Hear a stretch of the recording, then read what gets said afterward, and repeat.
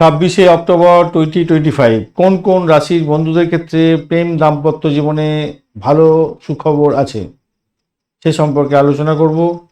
আজকের দিনে মেষ রাশির বন্ধুদের ক্ষেত্রে শুভ প্রেম যোগ থাকছে, নতুন সম্পর্ক শুরু করতে পারেন। বৃষ রাশির বন্ধুদের ক্ষেত্রে প্রেমে মাঝারি শুভ আছে, সাহিত্য এবং দীর্ঘ মেয়াদী চিন্তা ভাবনা করে এগোতে হবে।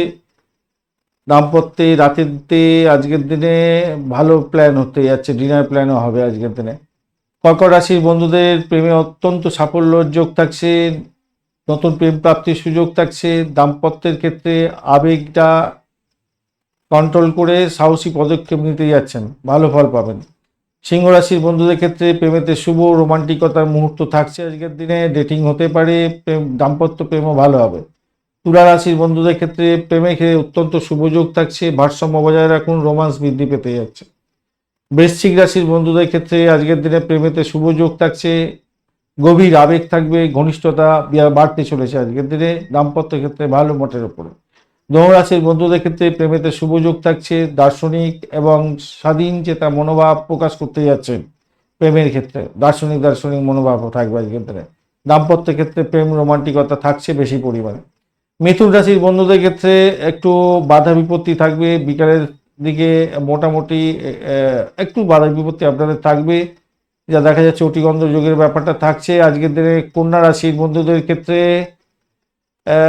আপনাদের যোগাযোগ হতে পারে প্রেমের ক্ষেত্রে, কিন্তু মানসিক অস্থিরতা থাকবে। মকর রাশির বন্ধুদের ক্ষেত্রে বন্ধু লাভ হবে, প্রেমের গভীরতার অভাব কিন্তু আপনাদের মধ্যে থাকবে।